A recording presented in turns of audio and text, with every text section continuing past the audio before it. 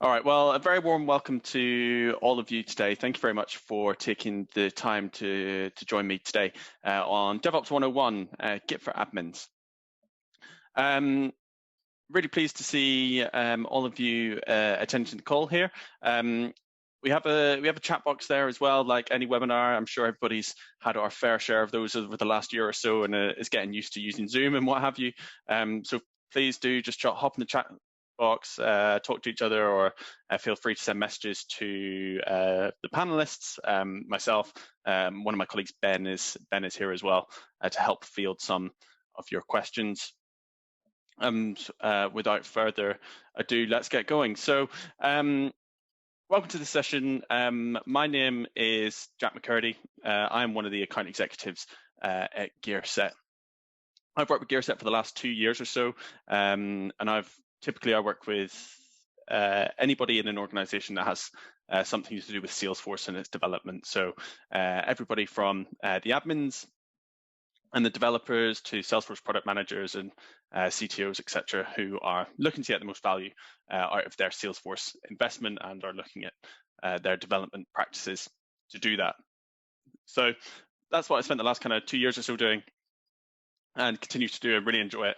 Really enjoy being part of the ecosystem here. So hopefully I can impart some basic knowledge on those of you that are less familiar with Git and how it works, and start to explain some of the benefits of what using Git will do for you and your team and potentially your organization.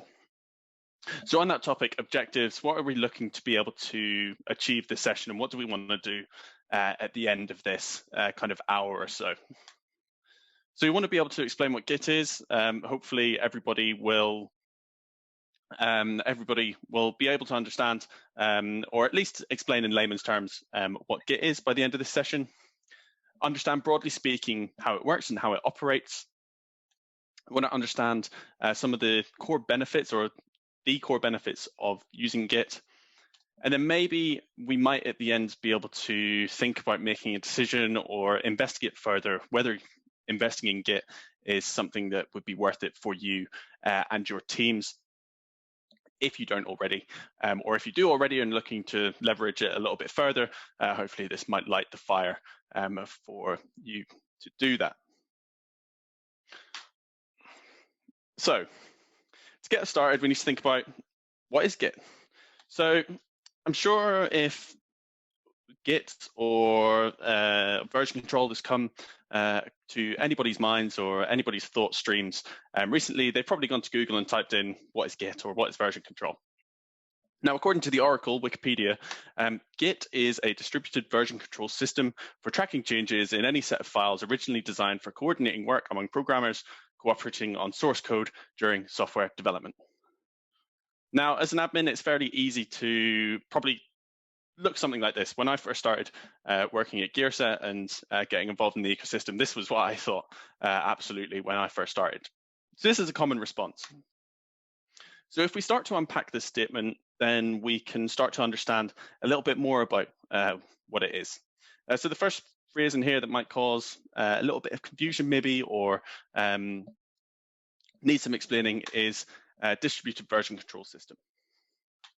So version control is a system that records changes to a file or a set of files over time so that you can recall specific versions later. Distributed means that it can be accessed from a central server and locally. So that means that most Git providers are hosted in the cloud there, so you can access them from everywhere, and you can download what is on Git onto your local machines as well, which is fairly common in development practices for working on that source code. Files. So files in this context are the individually separated blocks of features that make up your org's configuration. So in Git, you will have, for example, your account object, which will be a file in Git. So in the big scheme of things there in that description, it's for tracking changes to those files over time as you change and manipulate your org, add new features, etc., based on your user stories and your end users' requirements. Programmers, this is fairly self-explanatory. This is us, your fellow admins, developers, architects, and myself. And then our source code. So when we traditionally think of Git and software development, we're traditionally thinking in those traditional software development terms. So your source code being the code behind the application that we're using. Most things that we do, declarative or otherwise, can live as code. And the declarative changes that we are used to making live in Git as XML. So although we will be making the majority of our changes if we're admins using clicks.code, whether that be flows or additions to those account objects, opportunity objects, whatever it might be, that will live and can live in Git as XML. So there it is with those kind of keywords. So hopefully that gives you a little bit more context to what our Oracle Wikipedia says about it. But doesn't really give us too much of an understanding. That's kind of just the basics to get us started there. In simple terms, like that explanation said, Git is for allowing us to track changes over time to the metadata in the org that we are working with and the features that we're developing. So think of your org as a living, breathing entity. So when we make changes to our sandbox and look at promoting that to production, those things are living, those things are being interacted with all the time. So what Git will allow us to do if we develop through Git, it will allow us to track those changes rather than the org just being the living, breathing entity that it is, ever changing without any real history there to back us up or see what's changed over time. Every change in Git is annotatable, accounted for, and can be approved through that process as well. So things like why you made a change, who made the change, and links to your ALM. So if you use Jira or Asana or any of those issue tracking softwares as well, you can add all the context in the world to any particular feature, why a field was added, why a field was removed, etc. All of that can be tied together and give you plenty of context for why those changes happened, not just that is how it is now. Access anywhere. So this means if you change your machines or what have you, your org and its configuration can be accessed from anywhere, and working in collaboration with your colleagues, you are all able to work on your features, and you can do that from any place that you would like to do that, as well as locally, to develop things in a secure environment where things aren't going to be changing under your feet as well. So that's what we mean by the distributed system that I was mentioning earlier. So to get a bit more of an understanding, we need to have a bit of an idea about how it works and what we do with it. So to get us started, we need one of these. So this is a fairly common response when you ask somebody that's not familiar, what is Git? They might reply GitHub or GitLab or one of the other Git providers that we are familiar with. So GitHub and its friends are Git-based version control systems. Each one of these systems will have its own UI, but ultimately they do the same thing and allow us to do the same thing. Who you will ultimately choose if you do go down this route will depend on your preference really, and subject to security reviews and things like that. You may find that software developers elsewhere in your organization already use one of these. So it's fairly common to have your software developers developing other features, functionality for maybe your product elsewhere in the organization. So you already may be set up. It'd be worth asking your team there. So in using Git, we need to extract the metadata from our org first. So this is the first main difference between traditional software development and Salesforce development. Is in the traditional software development, you work on your source code, you develop it, test it, etc., and then you would ship it, and then that would be the application itself.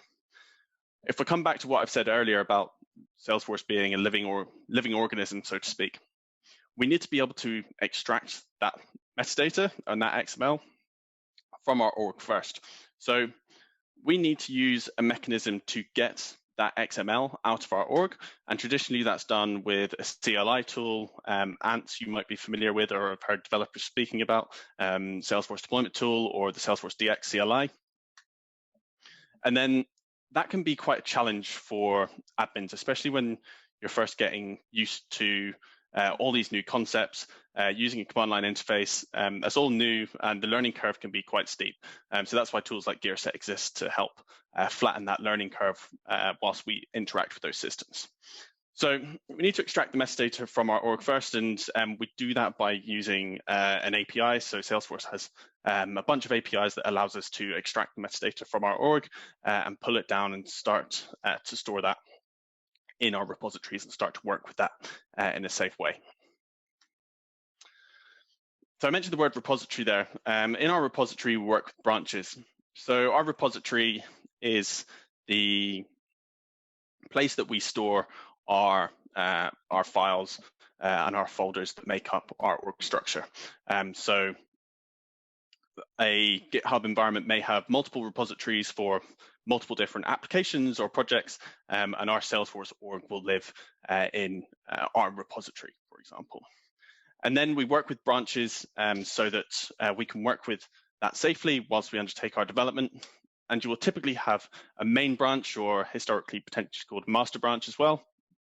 And that is the source of truth for your org. So this will be as near to production as it quite possibly can be. In some instances, it might be slightly ahead of what production looks like because of how you've developed it, or it might be slightly behind depending on how you're using Git and if you're just using it as a backup for your Salesforce production environment. We have feature branches as well. So this is where you will be working on your tickets or your user stories, feature requests, and things like that.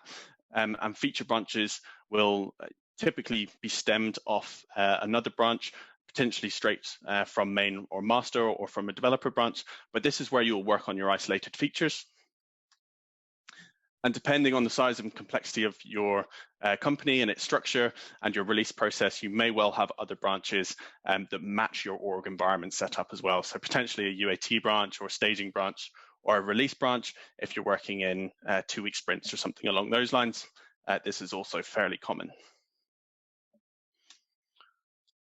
When we're working in those branches, we commit or to save our changes in that branch before we merge it back into master or the main branch or the release branch, wherever that might be. So to commit those changes, you change the thing that it is you need to change in your org, in your developer environment, that new fields, whatever it might be, and then you push that field from your org into that branch that you're working with. And if that feature is complete, you will then open a pull request for that branch to then be merged back into its source.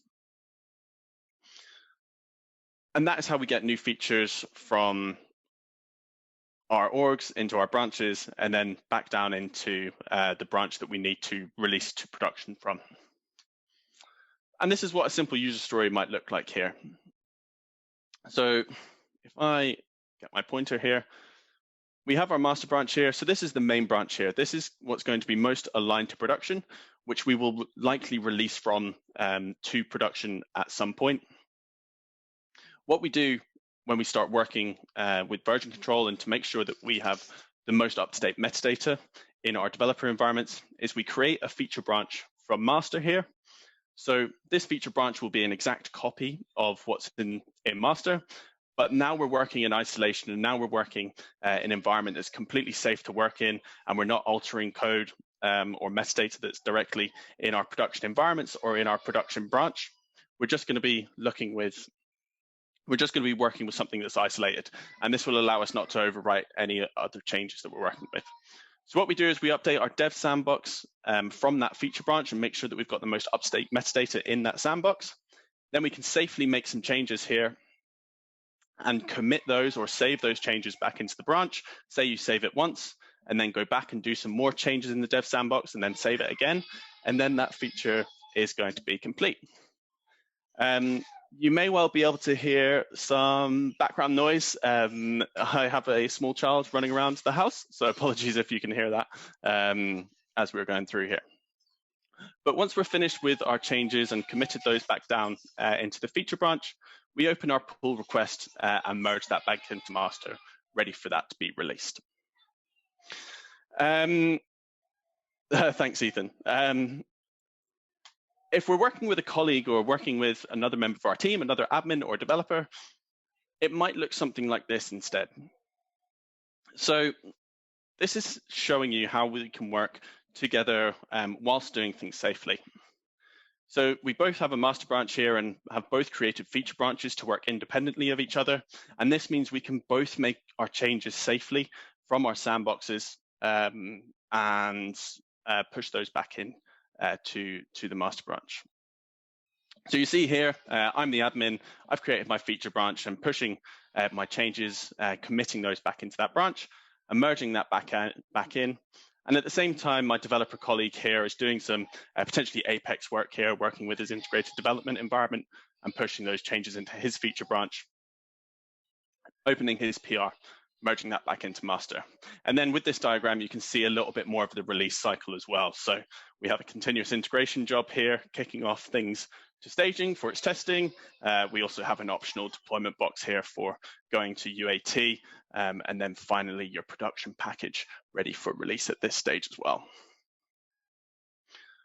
So this is how you interact with these different people, and you can see here that working in isolation is really useful for making sure that you're not changing things under each other's feet. So I'm working here in my admin sandbox and safely in my branch and doing the things that I need to do, as well as my developer here working in their branch, doing the things they need to do. And what we're doing isn't interrupting each other, and we can all do that safely. The most common thing that we get asked as in this space is what about our merge conflicts and how that comes up, and these will still need to be resolved at some point, and Git will help you identify those. If my admin, if I as an admin here have made a change to the same file or change to the same file that my developer has, when my developer tries to merge this feature in here, that will tell us. But what Git will allow us to do is it will show us that, and then what we'll be able to do is make a decision of how we best proceed and whose feature is more relevant to move forward with based on our businesses or users' requirements. And this all comes back to being able to annotate and be able to explain all the changes as they're being made and link it back out to our ALM and things like that. So we've got loads of context here to allow us to make the correct decisions.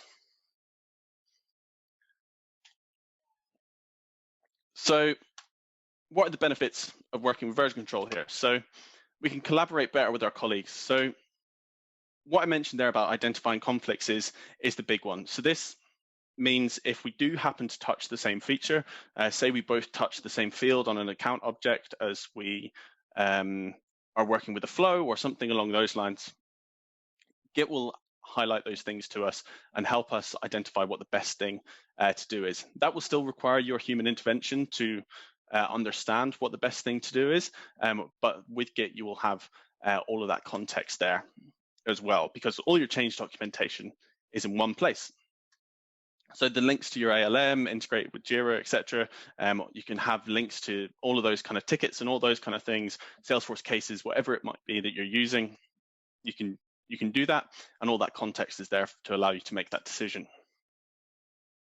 You'll improve your reliability as well. So if something is going to go wrong from a resilience perspective, you have basically a backup of everything that you've done. So say you do a release and something needs to be reverted or changed back to how it was, Git has systematically got all of those changes in there for you. So you can go back to a version that was most appropriate, and you've got a reliability factor built in there as well if you do start using more branches, so you can safely test new features in isolation as well safely. And those are the main things that we need to look at in terms of benefits. We have a question in the Q&A for feature branches. In a group environment, how do you handle working on the same feature? So this is an this is an interesting one.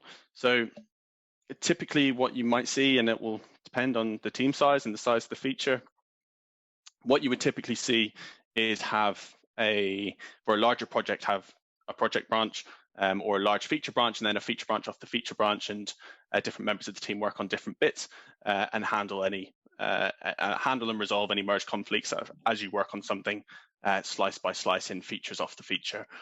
When that feature is complete and ready to merge back into your release branch or your main branch there, you can do that. So that is probably what you will most likely see in that scenario.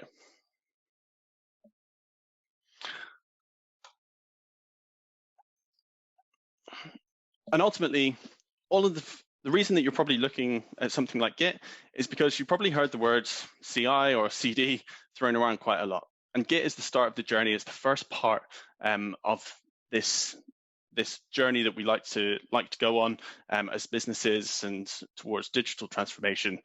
Git is probably going to be the starting place for you, which is why it gets talked about all the time, why Salesforce is releasing DevOps Center themselves, all of these things.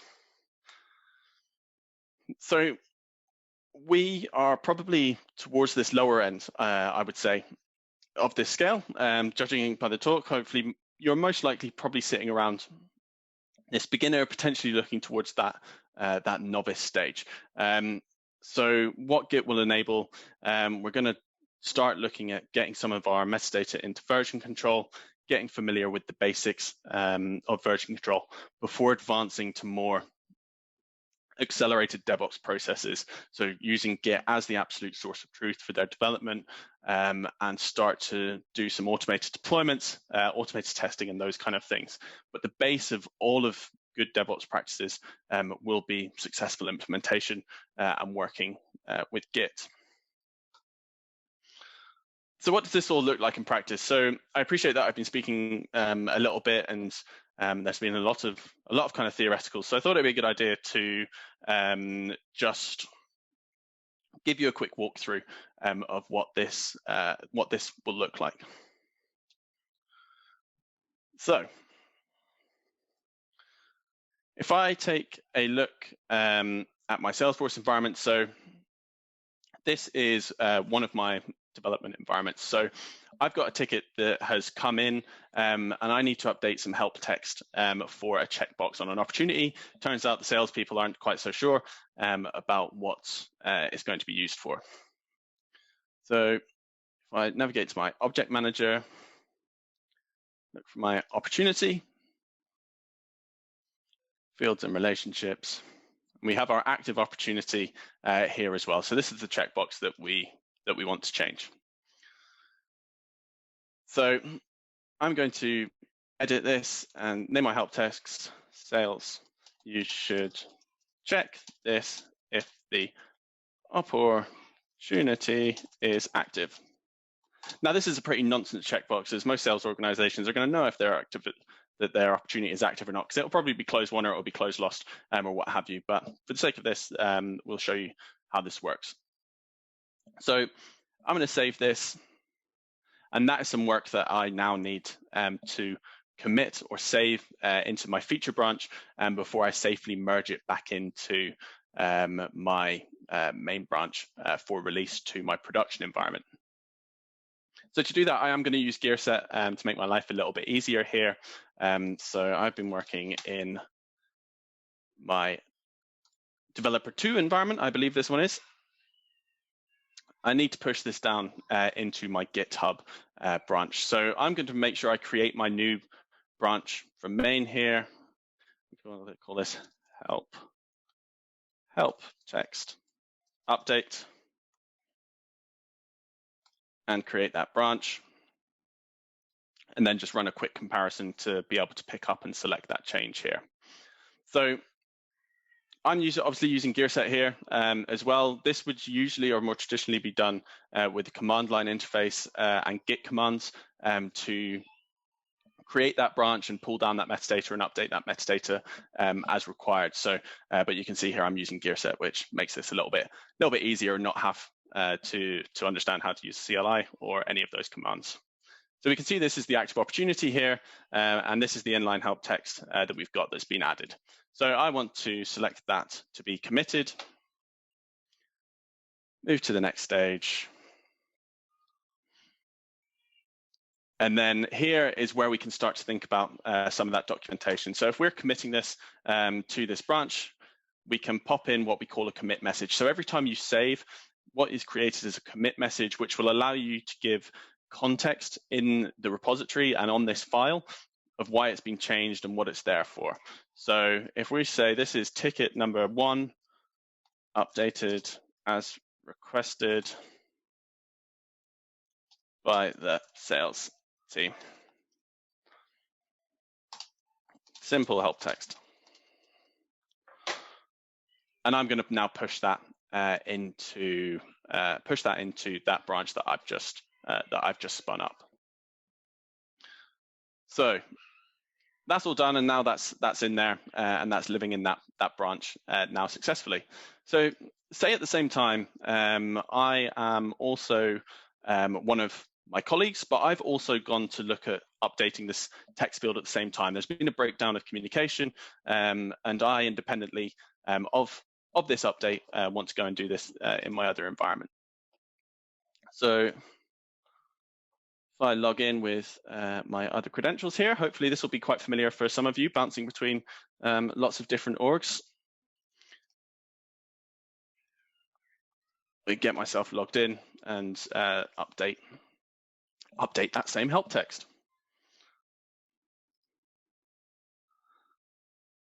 Get down to my opportunity, fields and relationships, active opportunity. We can see here in my other developer environment, we haven't got the help text. Sandeep, the cool app for password keeping was 1Password, which we use here. So if I update my help text, we can pop in sales team. This is self-explanatory. I'm having a bit of a bad day, and I'm going to call it this. And I can't spell this evening, apparently. So I hit save, and that's all ready to now be pushed into my other feature branch. So I'm going to now use Gearset to do exactly the same thing that I've just done and push this into another feature branch. Because with Git, we're obviously working in isolation from each other to make these changes. So developer 1, which is where we're at here, create my new branch from the main branch. Help text is great. Create branch, run my comparison here, and get ready to update the help text for this branch. So hopefully you're all following me so far in what I've been doing. So this is where so when we hop into Git in a moment, you'll be able to see for both of those branches, the comments that I've added, and what we will eventually see is a merge conflict and how you decide. You'll be able to see how you decide how to move forward with what makes the most sense. So we can see here, the new updated text here, sales team, this is self-explanatory. We've got nothing living on this side as yet. Move to the next stage and the next stage. And updated help text in box as requested. Hope this helps. And remember, this was ticket 1, we decided. So now we've deployed that to that branch, or committed it to this branch, should I say, to speak in the Git terms. So if we view this on GitHub, we can see here that we've got our 2 branches now created in GitHub. So I'm using GitHub here. This is the one that we like to use. So we now have the option to view both of these branches, compare those, and create those all-important pull requests to allow us to look at these things. So help text is great. That's there. I had to push 1 minute ago, and then help text updated. And you can see here from my repository, you can see here this is where both of these things see updated. So you can see all of the history from every file that I've changed over time, depending on what's been interacted with here. You can see here what I've been doing. If I go down to my opportunity here. You can see updated help docs as requested. Hope this helps. That's ticket 1. That's the most recent update. So if I create the pull request, I'm going to do that from Gearset for the help text updated branch. We create the pull request. This is new help text as per sales team request. Please approve. So we create the pull request. That's successfully created in GitHub, and that's all good to go. Typically, you might have a review process here as well. So depending on what your release cycle is, or depending on what your release cycle is, or how strict you are in terms of your release management and who can approve certain things, it's fairly common for a developer or administrator not to be able to approve pull requests for their own features, for example, just so it's got another second eyes of it. You can see all the notes that we've got here, updated help box, why the PR has been opened, and you can see here as well that my branch has a conflict. So you can see here that I'm now going to resolve the conflict here, and we can see here from the merge conflict that's been identified for us. Help text is great, so help team. So the help text here, sales team, is self-explanatory. From help text is great, isn't so great, but you can also see here, sales, you should check if this opportunity is active, which is slightly more helpful.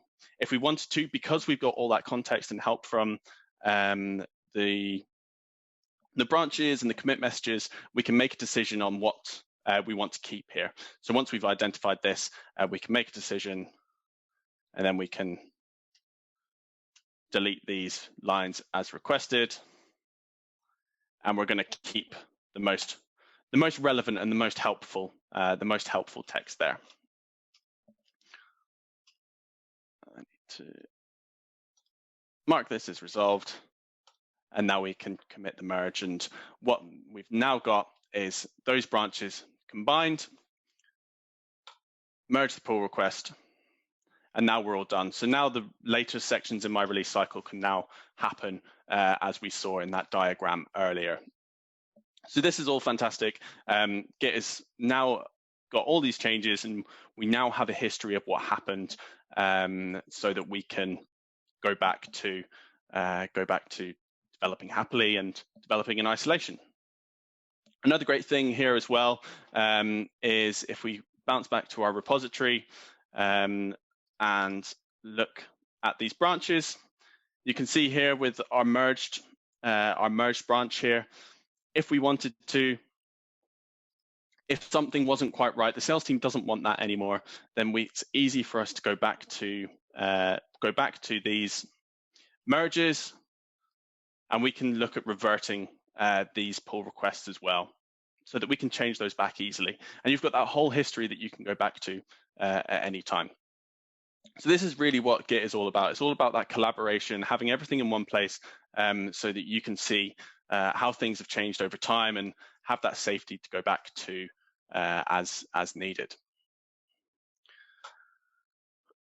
So hopefully that gives you a little bit more of an idea about what Git is all about and why it's important and why it's needed.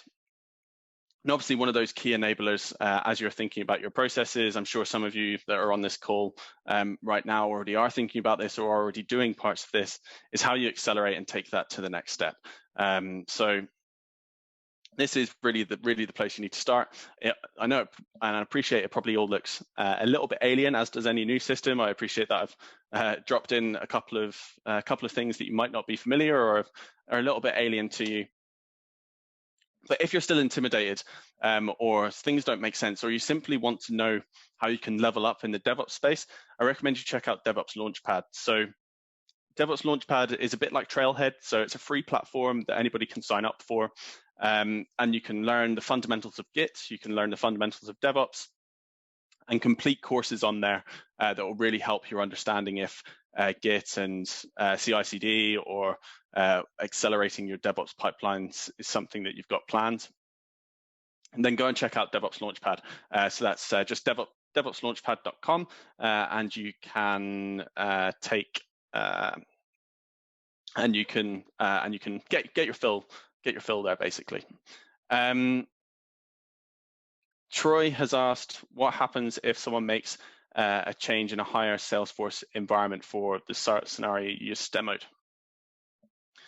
So that is a great question, and it will depend on what happens in your release cycle. So this is if you think about it this way, this is a classic case of a code clobbering, I suppose you could call it, or the typical overwriting of features that you would see when you use a change set. So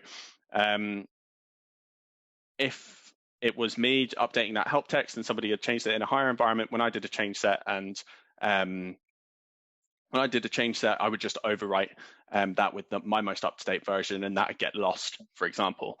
So that's what would happen normally. If you're using a Git-based approach and that method of working, usually you would find that main branch is going to be your source of truth. So if you were deploying to production and that was the process, and somebody had changed something in production directly, for example, when you go to deploy from your main branch to production, you would see at that point, whatever if you're using just a command line interface and just going to use a deployment script, then that will overwrite the change like it would for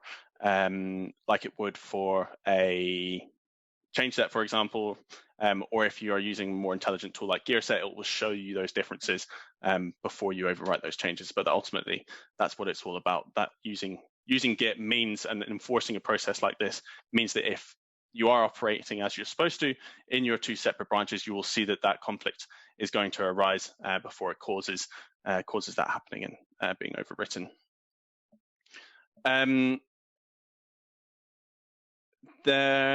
Tim is asking, is there a list of Salesforce metadata that plays well with Git? I have noticed issues in the past with various types of metadata, as well as some minor changes in XML performed by Salesforce over time in our production environment. So the long and short of it is most metadata can live in Git fairly happily, providing that it is supported by Salesforce's metadata API. Some metadata types are trickier than others to handle. In terms of a list of things that plays nice versus not playing nice, I'm not 100% sure that I can give you a definitive list of things that don't play nice, but you tend to see people or some organizations struggling with slightly bigger file types, like profiles, for example, things that aren't so easily handled because of the way they are and what they are. Another one of the benefits there of using something like Git that can semantically break these things down into small component parts, then that can help. So like those changes that I showed you, I just updated the custom field rather than updating the whole object, and it got stitched into the XML properly. So to roundabout answer your question, then some of it is trickier than others, I think you'll find.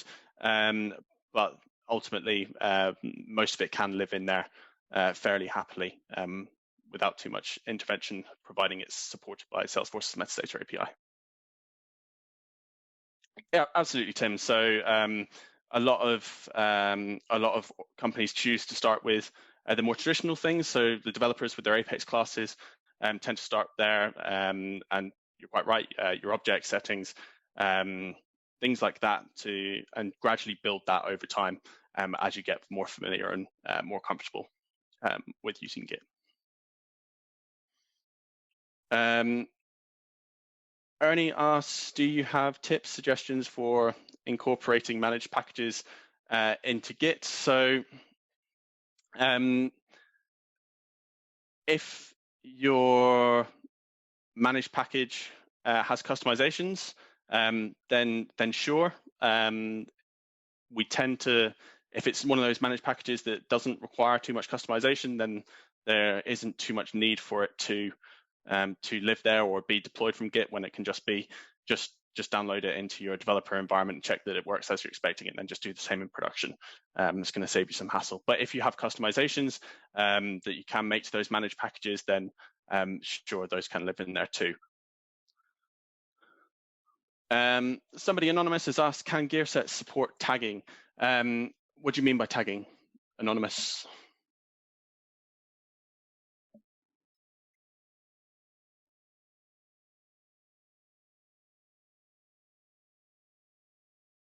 Hopefully you can still hear me and I haven't lost you.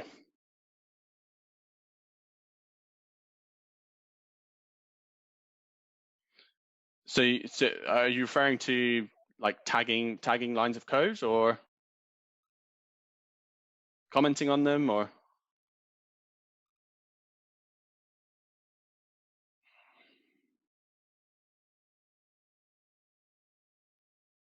Maybe misconstruing this completely.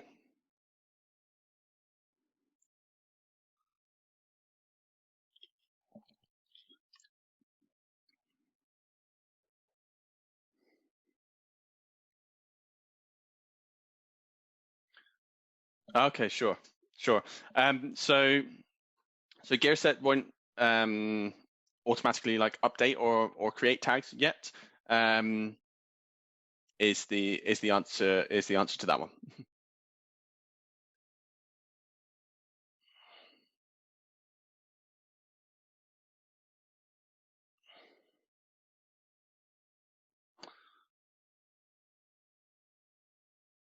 All right.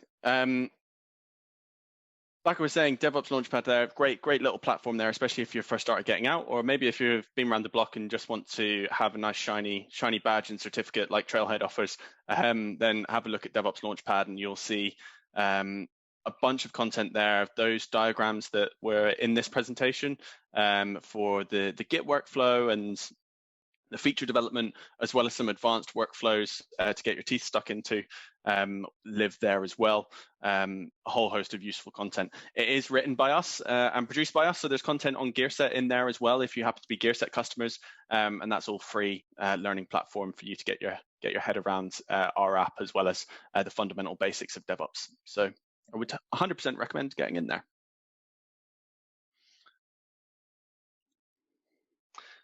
Yeah, Veronica, so in that short demo that I was doing there, I made some declarative changes in 2 developer environments and pushed those changes and committed those into Git feature branches, and then merged those feature branches to the main branch, resolving a merge conflict at that time.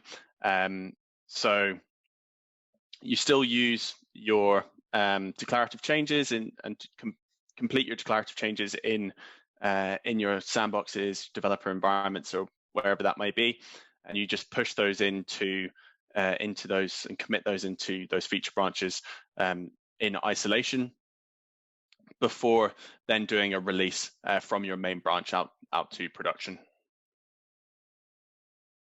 So that's the intended workflow there. Does that answer your question? Great. If you have any questions, any more questions, then keep them coming. Or if you want to talk about any of this privately, then you can drop me an email, jackham@gearset.com, or visit us at gearset.com for a ton of other white papers and resources as well. I'm a massive fan of LinkedIn as well, so you'll definitely find me over there. If you send me emails at 11 o'clock at night, I will probably be there to answer them. So you can get me there, but happy to have any other questions from anybody that has them now in the next 10 minutes or so.